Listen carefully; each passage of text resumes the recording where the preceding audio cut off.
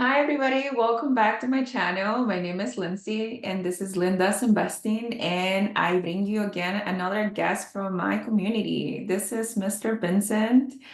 He's an investor. He's killing it in California and another state, but let him introduce himself.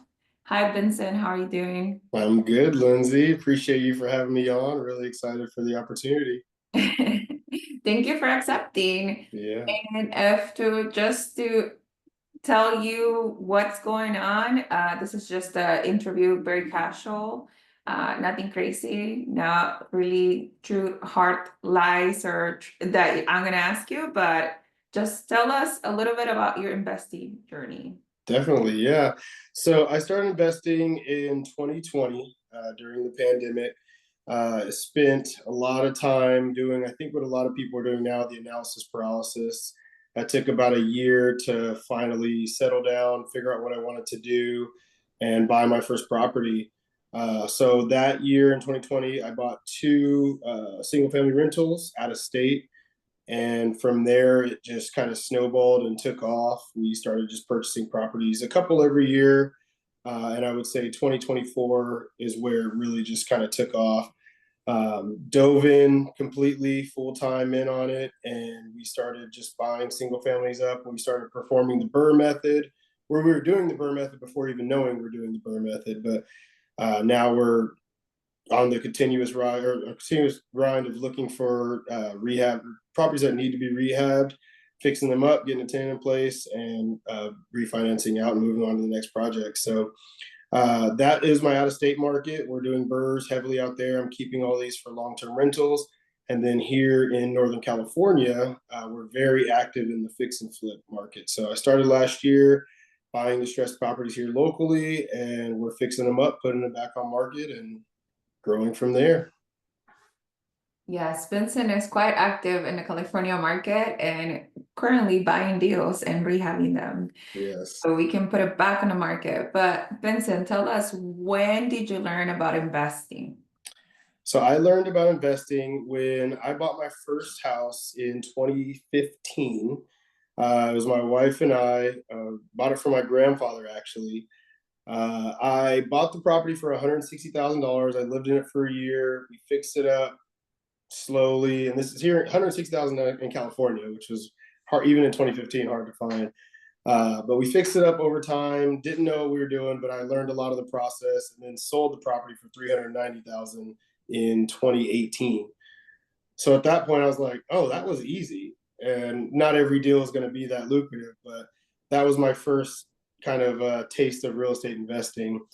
At that point, I thought the lane to become a real estate investor was becoming a realtor. So I tried the realtor thing. I just went through the courses and I was going to take the test. I never did because I realized I don't see myself showing houses or doing contracts or things like that. So dove into bigger pockets at my old employer. I would just spend hours and hours on bigger pockets and YouTube and the YouTube University, just learning everything I could, diving deep into all the information and asking anybody I knew about it. And that is how I would just get my knowledge and learn about it, is from just asking and learning from online and online forums and YouTube. So you flipped your first primary then. I flipped my first primary without knowing what I was doing. Yes. And you got all that tax-free money right after. So that was like your first hook, I guess. Yeah, yeah, it went surprisingly very well. I mean, I got a great deal because I bought the property for my grandfather, but nonetheless, it was still an introduction to this business, and it's just taken off from there. So I'm very grateful, very thankful that it happened that way, and I'm glad I got the opportunity. Yeah, that was amazing because that was such a great profit. Yeah. So from your first deal to your second, did you end up leaping into out-of-state investing right away, or did you continue to do flips in California? Yeah, so 2019, a business partner and myself, we took that whole year just doing all the front end items of the business. So we built our LLC, we did the out of state phone number. We knew we were going to be out of state, that we were going to go out of state. We didn't know where. We narrowed it down to about 5 markets, and we just spent months, like literally months, just researching every single market. And we were terrified. Like every time we'd find a deal, we'd find a reason to jump out of that deal, or to excuse me, we'd find a way to get out of it and move on to the next one. Even the smallest excuse, we would find a way to get out of it. And that was the stage of analysis paralysis. And then it became the question of how do we find people to work on these things, and who's going to manage it, and who's going to hold the key for us. Just all these items that we deal with on a daily basis now. But it was so scary back then. So we spent 2019 to 2020 just analyzing markets, analyzing properties. And then 2020, we dove in and bought our first property cash. Then we got a renter in there, and it was quiet. And we were like, this is not that bad. So then we bought a second one, and then we got a renter in there, and it stayed quiet. And these were all on market properties, straight from Zillow, dealing with realtors, which we don't do now, but dealing with realtors and handling everything on market. So then we got the two, we sat on those two for a while, and just things were working. We were cash flowing. It just seemed to be nice. And then from there, like I tell everybody, you jump in the first one, it's going to snowball. It's kind of a high, it's an addiction, and you realize you see what works, and you start to visualize and picture what this could become and how this can grow. And then it took off from there. Awesome. So, what do you think happens to the people that stay in analysis paralysis, and how do you get over that hump? Because I feel like a lot of people are just like looking at the market every day, looking at MLS, Mhm. like checking, look, did you see this? Did you see it? I'm like, oh, it sounds like a great deal. Why don't you go on it? And then Yeah. they're just like, no. Yes. Yeah. I think the amount of information that's out there is overwhelming. There's thousands of different ways to invest in real estate. There's millions of hours of videos on how to invest in real estate, or forums, or it can be very overwhelming when you're starting out. The analysis paralysis phase it's a part of your risk tolerance as well. Like, how risky are you going to be, or how scared are you going to be of this? But I always say, once you buy that first one, it's going to snowball, and it's terrifying. It's very scary, especially out of state. We were buying the property sight unseen. Somebody's sending us pictures and telling us about the property, so that's an even more risky purchase from there. And we're buying these properties cash, and nonetheless, it's not the most amount of money, but it's still cash out your pocket to something you've never touched or seen. So that can be very scary. But as far as getting over the analysis paralysis, you gotta just do it. If this is something you want, you gotta do it, and you gotta know as much as you can. You're not gonna know everything, because you're gonna learn as you go in this business. New things pop up monthly and even daily for me. So you got to just jump in and do it. I would say get the right people around you, learn as much as you can on a free side if you need to, and just dive into your first one, because it's going to be a learn as you go process. It is. It is. After educating yourself for a long time, you do kind of have to take a leap of faith. Mm-hmm. You have to like pull the trigger and do it. It's like swimming, right? You gotta get in Yes, the water exactly. and start pedaling and see what happens. Yes, what you want in life is always, it has to outweigh your fears. Mm-hmm. So if you really want this to turn into financial freedom, or rental income, or 1031, whatever you want to do from this, it has to outweigh your fears. And the fears are right up there. Like, it's hard to outweigh them, but you got to just know what you want, and get what you want. Mm-hmm. Mm-hmm. And I think for us to living in California, seeing these like high prices of houses and looking at down payments that are like 20%, that and some houses can be 100K, Yeah. and going out of state, something that you mentioned is like knowing your risk tolerance is what you want. And then for some people, going out of state is like super out of their even Mm-hmm. sense of control, like safety. But for us, at least you and me, or what I think is that low cost of entry outweighs the risk for me. 100%. Because Yeah. when you purchase something that it's like, I know you purchased your first property cash, but like the 20% initial entry fee versus purchasing something out here and not being Mm-hmm. able to cover the mortgage if you are not having a renting for a couple months, it's significantly different to something that you have out there at 100%.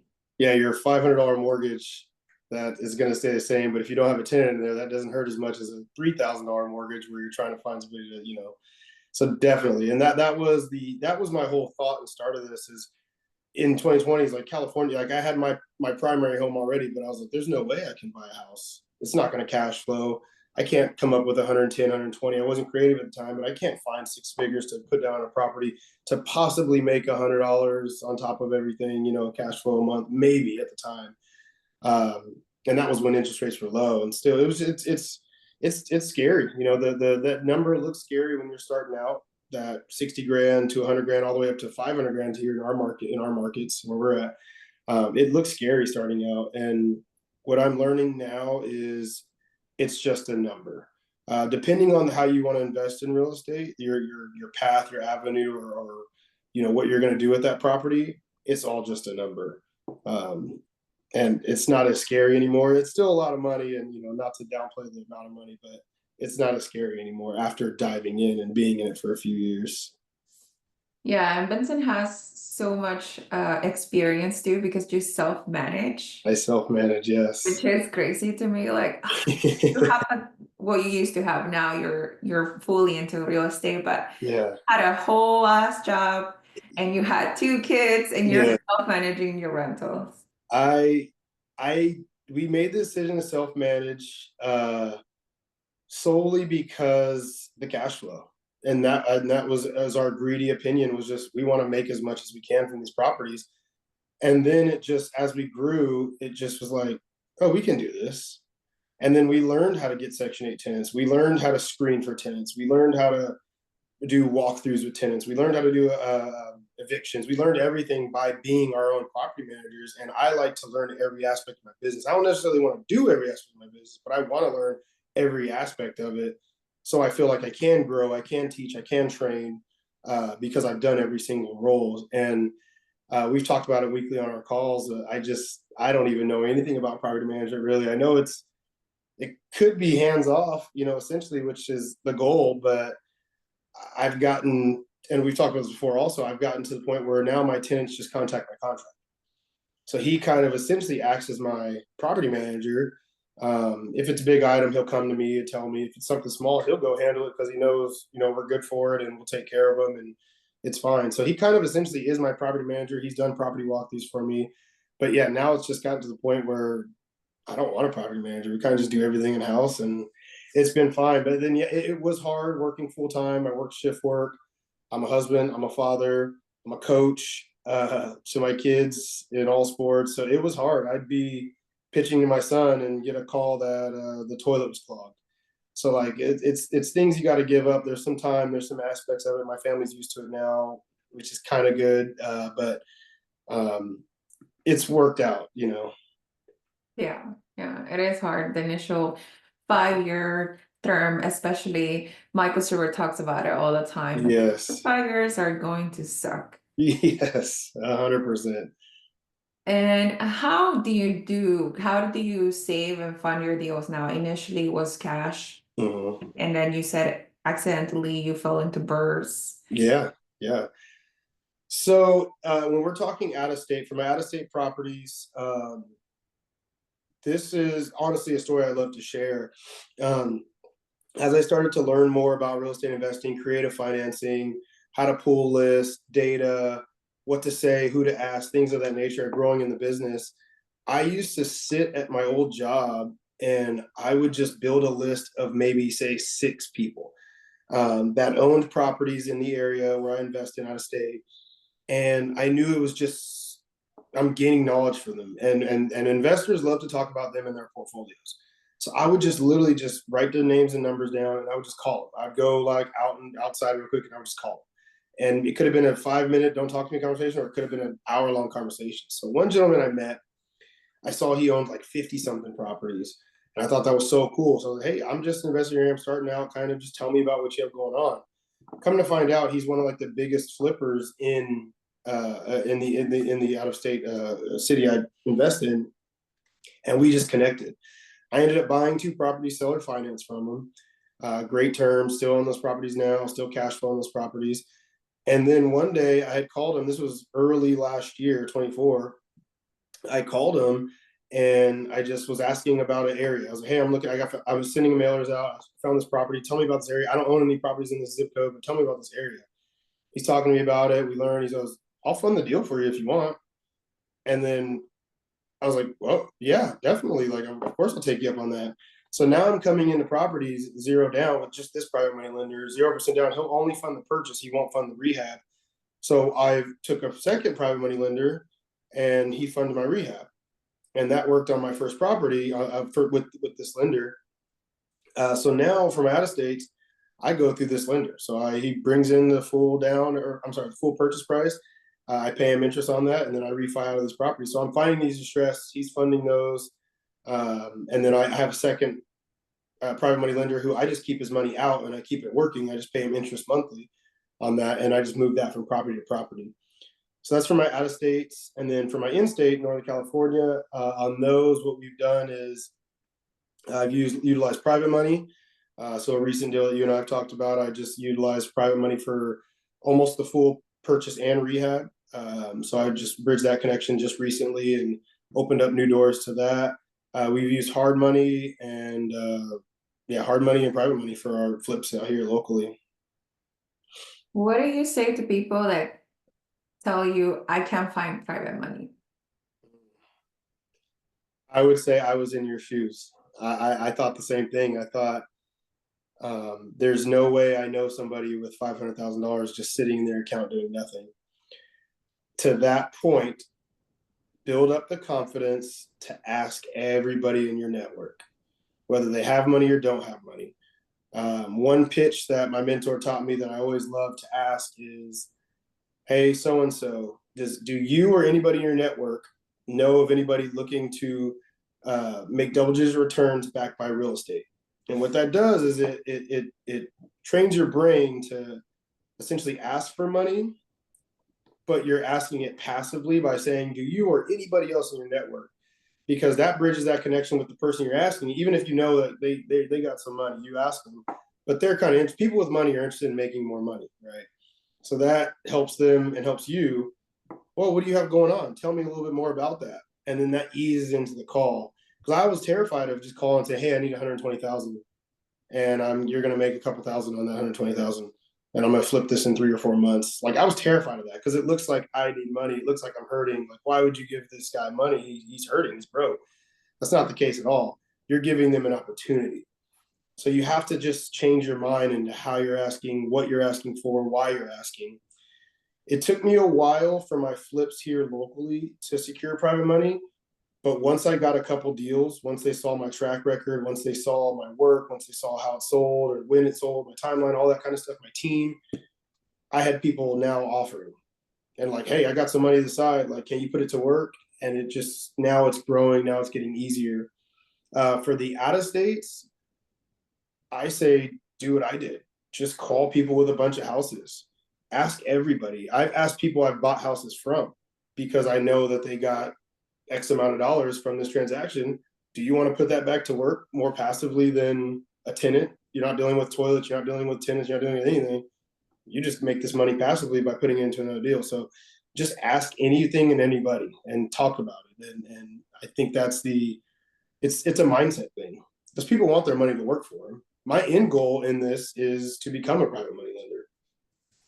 I agree with you. It's totally a mindset thing, and I'm trying to get to your place. I feel like Yeah. I'm asking for myself, not for the channel. Yeah, no, it's a credibility thing. People want to see your work. They want to see your drive. When I was working full time, I loved real estate, and I still love it, but I wasn't fully immersed in real estate. And now they see this is what I do. This is what I'm into. There's nothing holding me back. I'm at these properties. I'm calling for these properties, and that's when it's kind of started to take off. Like, you got to just be passionate about it. You got to love it. Yeah, I think that's the biggest hurdle when utilizing or even asking for private money, because there's a nerve factor of like, what if this deal doesn't go through? Then I owe this person $120,000. I don't have $120,000 to give them at times, So it's a mindset thing. But people that are in real estate that lend their money, they're only going to do it on good deals. If you utilize private money on people that don't know real estate, make sure you have a good deal. Yeah. And then people that have money, they got in there how somehow, right? So they Mhm. ask the right questions. And now that you're around a lot of real estate investors, I'm sure that you're around a lot of lenders as well that know exactly what to look up for Exactly. you. Mhm. Yeah, the gentleman I work with now, one of them for private money, he's an ex fix and flipper, essentially the trajectory I'd like to go. And he's done, I think, over 75 flips in our local market, and he's just done. So now he's making almost the same amount of money he's making on his flips, but now he's doing it passively. Now he's golfing while he's making money, and so he knows what he's doing. He knows the business. He knows the game. He knows what to look for, when to look for, and he has the experience. Right, right. Now he has you working. Now he has me working. Yes, definitely. Tell us about a little, the biggest win that you had so far, or like the nicest deal you got together. Nicest. There's so many to pick from. Yeah, the nicest and big. So everybody knows who I talk to. I'm very transparent with my numbers. Starting out in real estate, I felt it was very hard to find real numbers from people. Um, so I'm always transparent in this. So I'll tell you guys exactly. I secured end of last year 2 townhouses in California, and this is for a fix and flip. The gentleman I met, received the lead from a paper lead. He wanted to sell. He owned them originally. Gentleman said he was just walking by this neighborhood in the 80s, saw them building something, ended up buying 2 at the same time. So he bought these townhouses for 100, low to mid 100s. I don't remember the exact number, and rented one out, and then lived in the other. Moved out a couple of years ago, so it was just sitting vacant. When he would come in town, he would show up. So he's paying over $1,000 in HOA fees, but nobody's living in these 2 properties. So I met him at one. He was interested in selling one. I met him. Uh, really connected with the guy. Building rapport was the biggest thing with this gentleman. So older guy, and he's a handshake type of guy, face to face kind of guy, not a phone, not a text thing. He's face to face. So talked to him about the deal. Ended up buying both of them for 500,000 each. And the one he primarily lived in needed minimal work. We are done with that one, and that one will be sold this Friday. And we put about 35 grand into that one, and then we're selling that one for 680. Yeah, and then the second one I bought off of him, I'm putting about 40. We'll be done with that one next week. Putting about 42 ish into that one, so not much work. I have a great team also, and we're gonna list that one for low sevens, probably right around 7 to 710. Mhm. So I would say those are that, and those was my biggest win. It's not sold yet, the second one, but and this one is sold, not technically not sold yet. It'll be sold Friday, but it's my biggest win. And I still text the guy to the day every once in a while. I still receive texts from him, so it started a friendship. I took a problem off of his hands, and he, put $1 million in his pocket. Mhm. So I would say that would be my biggest win in real estate. Yeah, I'm happy to too because people don't think like townhouses, flipping townhouses either. And when you think about it, it's like you don't have to worry about the outside Mm-hmm. roof or anything that's really massive. It's Yes. all cosmetic, right? All interior. Yep. So the only exterior we did was garage doors and windows. On one of them windows, and then garage doors for both of them. Other than that, we didn't touch our HVAC. We didn't touch our roof. We didn't have to paint outside. No landscaping. It was very simple, quick, and easy, and a good purchase. I'm besides the fees, the HOA fees, they're pretty over $1,000 a month. But besides that, it was very simple and easy. Yeah, and then quick turnaround towards the end of last year, and now it's Mhm. March. Let's go. Selling Let's the get first these one. both. Yeah, yeah, exactly. Awesome, awesome. And alongside with the win, what is something that you think you wish you would go back and fix, or a mistake that you did that you would be like, now looking back, I shouldn't have done that. Yeah. Um, I would say I would say last year I bought a property from a wholesaler on in an area I had never in the same city, but just in a zip code I've never invested in. And I thought I had a good amount of comps for this property. This is a bird. Rehab went over budget, and comps came in, or sorry, appraisal came in super low, which don't get me started on appraisers, but appraisal came in super low, and I lost about 26,000 on that deal. Cash flows, but I lost money on the rehab of that one, just because it refied so low, or appraised so low, so the refi came in low. So I would say that is my biggest loss. I rushed that deal. I just was so excited to get it. It was a great price. I thought it needed more work than I thought, and like I said, it's going to stay in the portfolio. It's going to cash flow, but that would be my biggest loss. I would say part two to that. When we were analyzing areas in 2018, 2019, when we started to get into real estate investing, I really wanted to get into Vegas. And I wish I would have gotten into Vegas a little bit earlier. That, now teams are there, and you can't, we didn't know that was going to happen with the Knights, the Raiders, and the A's potentially. But I wish we would have got in a little bit earlier, because I'd love to be investing in Vegas, but we kind of missed out on that one. So I would say that would be my biggest miss. Or Got away. Yeah, the one that got away, essentially. Yeah. Well, the best time to start investing was yesterday, so we're all losing. Exactly. Yeah. Yeah, I should have bought a property in Silicon Valley in like the 80s if I would have known that, if I was even alive. But yeah, I should have bought a property in 2008 when I was 18 years old. Exactly. Yeah. Okay, so ups and downs. What is the thing that you learn about yourself during this journey since you started investing? Ooh. Oh, I could probably go on for 3 hours about that. The biggest thing I've learned about myself in my real estate investing journey has to be, this is a saying I tell my kids, I talk to my wife about this. I've always said this, and it's going to be, if you want something, get it. And I'm not meaning like, if you want a Lamborghini, go buy a Lamborghini right now. I just mean like, if there's a better life, if there is a car, if there's a better house or something, figure out a way to get it.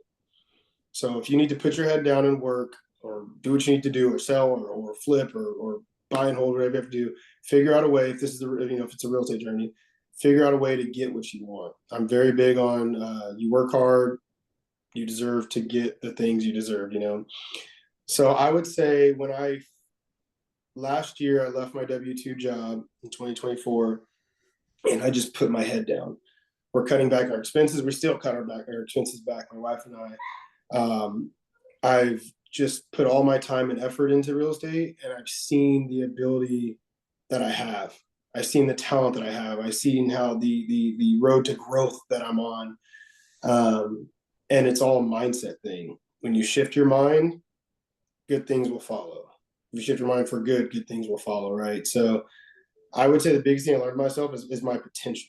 And I don't think I'm where I'm supposed to be, or where I'm going to end up, but I've seen how the growth I've done just in this year, I would say this past year. So on a very surface level answer, I think that's my biggest thing, is like, I can do this, and I'm going to do this. And I'll figure out a way. I'll find a way. I'm going to be the hardest worker around. And I think that's the biggest thing I've learned about myself in this journey, is just this past year of growth. It sounds like you believe in yourself. Oh, 100%. Yeah. 100%. That's not something you always. And yeah, I didn't at first. Like, I was skeptical about it. Am I making the right decision? It's one repair on a property can cut your cash flow out for 6 months sometimes. So like, those are always going to pop up. And being in the right rooms, being around the right people, talking about the right people and the right things, like, has changed me so much. So things like that are going to happen. Like, you're always going to have, turnover of tenants. You're always going to have repairs on your properties, but you just got to push through and just keep going, and realize that there's a long-term play on these long-term rentals. And you got to just stay with it. Mhm, mhm. And I think you have the best of all worlds because you have the active and Um, less active. I mean, still active, but passive out of state of that's long term. You kind yes. of have to set it and forget it until something comes up. But then you have like the regular stimulation that you have from your day-to-day flipping business as well. Yeah, yeah, and that's I love flipping. Flipping is fun. I like walking my properties. It's something I don't get to do from out of state, so I like being in them, seeing them dirty. What's big for me is taking my family along. So my kids walk each and every property. They're unless it's like a health hazard, they're walking over junk just like I am, and then they also walk it when I'm done. So they see full picture what's going on. Like Daddy's buying these houses really cheap, and then he's selling them to somebody else, but he's making it a really nice house for them. So there, I get to. That's my favorite part about the flipping business is getting them involved so they can see and understand. They don't understand; they're 7 and 6, but so they can just see it. Mhm. The flipping really got big, and I got deep into that because of I left the W-2 job, um, so I needed that active income to come in. So yes, I love getting the best of both worlds. I'm learning so much in this process every day. Um, but yeah, the buy and hold long terms is my I love that. Like that's fun to me. Providing affordable housing, whether it's Section 8 or whether it's just a lower rent, and making a really nice house for somebody who traditionally probably wouldn't have a nice house if they use their own finances. So I didn't grow up the best, so I like to see my houses with nice counters, nice flooring, nice paint. And somebody, they're low income. We're providing in these C plus B minus neighborhoods, they're lower income, so they're happy. They're going to stay with me longer because they have a nice property. I'm cash flowing, so I'm happy, and it's a win win overall. So I love the long term play. The flips are just more for the as you said, the active income. And how did you find one rental at a time? Yeah. So in my YouTube university journey, I came across Mr. Zuber, and it made sense what he said. He wasn't a guru. He wasn't selling a course. He wasn't a like a superficial gentleman. Like it was just he's from really close to where I am. So that was like cool to hear somebody, oh, you made it out, like kind of thing, even though he was in a really nice area. But you kind of just did this while working. And I was working at the time, and I'm watching and listening, and it's like, oh, okay, I can do this. So I think it resonated with me just because we were in the same boat. We were, I was wearing the same shoes he was. He was working full time, working he was in a tech company, but working a full time job with a family, and just still growing one rental at a time, and ended up growing a big enough portfolio for him to leave. But I think that just struck with me. I got the chance to meet him a couple times with my mentor down in Fresno, um, and he's just a regular guy. Like I said, he's not showing up in a Lamborghini, which is cool. Like that's fine if you're into that, but he's not flashy, and he's a regular guy. He'll come up and talk to you and sit down at the table and just talk to you and tell you a story. And I think, and it was more than just real estate investing. He's doing financial news, market trends, things like that. Like there's just so much information you can get from the community and from his videos and from what he shares. So I kind of stumbled just on YouTube University. A good friend of mine that I invest with, he actually is a big fan as well, and we've shared videos and swapped stories. He's actually been on this channel, but it's just grown ever since I started watching the first few videos of him. His consistency as well too is crazy, crazy how consistent he is. Like Yes, that's yes. a gift. Level of commitment that we do Yes, not have. that is a gift. Yes. No, yeah, Michael Server has been able to put a community that everybody is just so close together, and Mm-hmm. you could be sitting to millionaires Yeah, next to you, and then you don't even know because they're so just level grounded, and then exactly. they're not trying to sell you, like you said, anything. They're not trying to get your money, and I'm trying to Mm-hmm. an interview, and it's not a guru. It's not like a course that's gonna bankrupt you. He just wants to be like the medium for the Yes. conversation, right? The regular guy, yes. And full disclosure, I am all for paid courses if they're valuable and it works for you and your business. I think it's great to have a coach, mentor, whatever you have, but he just didn't give that off. And the information he was giving was free, it was valuable, it was true, it was accurate, it was good information. And like I said, you don't get that coachy, sell me this course, you'll never hear from me again kind of thing. It was just, he's doing this out of the kindness of his heart and the knowledge in his brain. He's just sharing it with the community. And I'm sure it's helping him out now, and he's only growing because of it. So it's just a different environment. He's speaking to the normal guy that's interested in this, or the normal guy that has 50 units. Mhm. He speaks to everybody. Yeah, his main concept is like get to four, Yes. have a better retirement, just four, and you're done. And that's so true, so true. Um, the 40 rule, 40 hours a week for 40 hours, 40 hours a week for 40 years of your life for 40% of your pay has never been true. That when I heard that, I think I heard that in 2023, changed my mindset. I was working a W-2, and I can retire great from that W-2, but after 40 years, like, and I'm missing my kids' sports, missing my kids' school events, is that worth it to me for 40% of my pay? And then who knows what cost of living will be in 30 something years, So that really resonated and stuck with me, the 40 rule, and getting out of that. Because in me and you were really close in age, and we're told that, right? Go to college, get a good job, work there for the rest of your life, and then maybe live for 10 to 15 after that, right? So that terrifies me, and I want nothing to do with that. I want to live now. Yeah, it's like you take the blue pill and you're like, oh my God, what am I gonna do? Yeah, yeah, I don't want to work for the next 40 years. yeah, exactly. Yes. Okay, Vincent. So what's the goal? What's the end goal with you? Where do you see yourself in 2030? What's gonna happen? 2030.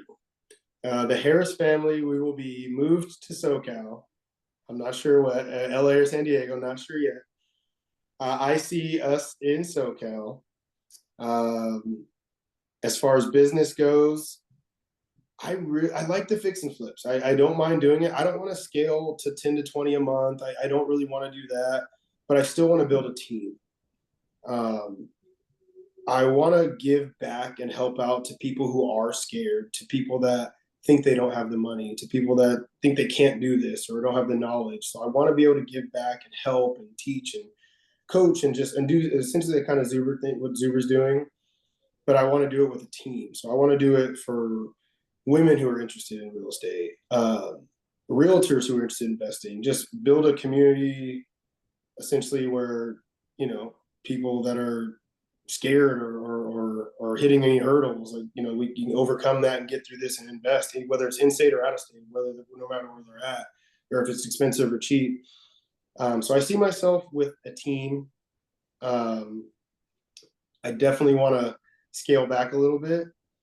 I want to focus on what I'm good at and scale back a little bit. Rather than being project manager, finding funding, finding the deal, closing the deal, selling the deal. I just kind of want to scale back a little bit. So I see myself with a team, still doing fix and flips, and then a way larger out of state portfolio. So Awesome. I'll always buy. I'll always So we're gonna grow. steal you for NorCal. Yeah, yeah.